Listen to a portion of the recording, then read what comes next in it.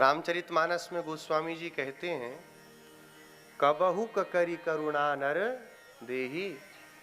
भगवान जब बहुत बड़ी कृपा करते हैं तब मनुष्य का शरीर दे देते हैं। ये मनुष्य का शरीर मिलना हमारा कोई पुण्य नहीं है जो मनुष्य का शरीर मिले।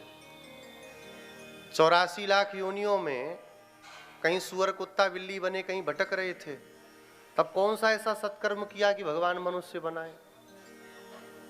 विचार करना चाहिए। कौन सा ऐसा सत्कर्म हमने कर लिया कि ठाकुर जी ने हमें मनुष्य बना दिया? क्या कोई बंदर भालू घोड़ा जब बने थे तो कोई माला वाला जपी थी कि भगवान की कथा सुनने गए कि माथा टेका मंदिर में जाके? गोस्वामी जी कहते हैं, कबहु ककरी करुणा नर देही। भगवान बहुत बड़ी करुणा करके, कृपा करके मनुष्य का शरीर प्रदान करते हैं।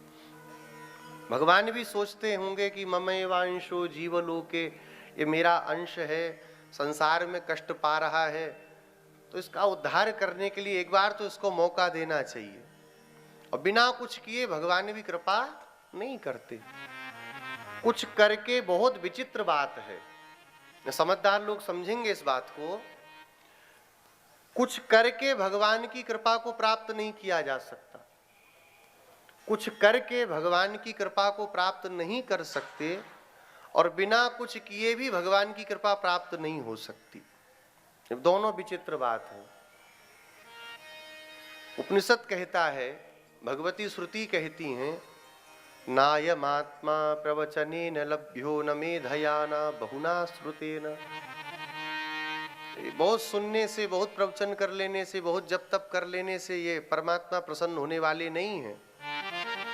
हम कहें हम माला जप करके भगवान को प्रसन्न करेंगे, कितनी माला कीमत है भगवान की, विचार करना पड़ेगा। और अगर 10 लाख 20 लाख कुछ मालाओं से कीमत है तो भगवान फिर कीमत में आ गए, फिर अमूल्य कहाँ रह गए? भगवान मूल्य वाले हो गए। भगवान किसी साधन के द्वारा आने वाले नहीं हैं।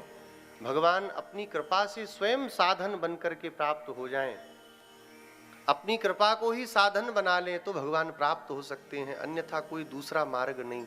और बिना कुछ किए भी भगवान नहीं मिलने वाले। और खा के सोएंगे भगवान को मिलना होगा तो मिल जाएंगे, तो भी भगवान नहीं मिलने वाले। कुछ तो करना पड़ेगा। बोले क्या कुछ करना पड़ेगा? बोले बहुत कुछ को सार गर्भित बतावें तो भगवान की कथा को श्रवण करना पड़ेगा। भगवान की कृपा, भगवान की कथा सुनने मात्र से प्राप्त होती है। जब यह जीव भगवान की मंगलमय कथा में अपने चित्त को लगा करके भगवान की कथाओं का श्रवण करता है तो भगवान का मंगलमय अनुग्रह, भगवान की मंगलमय दया उस जीव के ऊपर हो जाती है। एक दो नहीं, कितने कितने ऐसे तर गए जिन्होंने भगवान की मंगलमय कथा को सुना और फिर भवसागर में बहुत समय तक वह कष्ट नहीं पाए। भगवान की इस मंगलमय कथा की महिमा को गोपियां भी गोपी गीत के माध्यम से कहती हैं। श्रवण मंगलम श्रीमदाततम भुवि गृह्णन्ति ते भूरिदा जना।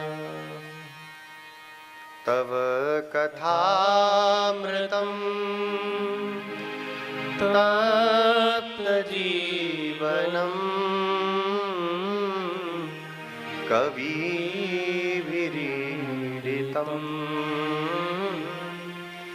कल्मषापहम्।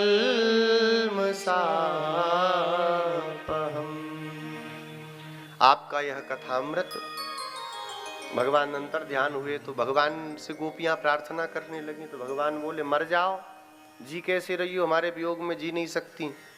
तो गोपियां कहती हैं तव कथामृतम, आपका जो कथामृत है, हम तो मर गई होती लेकिन वह तप्त जीवनम, संसार के ताप में तपते हुए जीवात्माओं के लिए वह जीवन देने के समान है, अमृत के तुल्य है। इस कथामृत का जो श्रवण करते हैं उनके सारे शोक संताप अपने आप दूर हो जाते हैं। ऐसी आपके कथामृत को हम लोग पान कर रही हैं, इसलिए अभी तक हमारा प्राण छूटा नहीं है। भगवान की बहुत बड़ी कथा की मंगलमय महिमा है। संसार में एक छोटे से कार्य को पाने के लिए, एक छोटी सी वस्तु को पाने के लिए भी बहुत सारा यत्न करना पड़ता है, प्रयत्न करना पड़ता है। तो भगवान जो सबसे बड़े हैं, उनको पाने के लिए तो बहुत कुछ करना पड़ेगा, लेकिन उतना करने में हम लोग सामर्थ्यवान नहीं हैं। तो एक बहुत छोटा सा उपाय संत जनों ने हम सबको बतला दिया। कुछ भी नहीं कर सको, केवल श्रद्धा पूर्वक भगवान की कथा का श्रवण करना। कथा श्रवण करने मात्र से भगवान कृपा प्रदान करते हैं।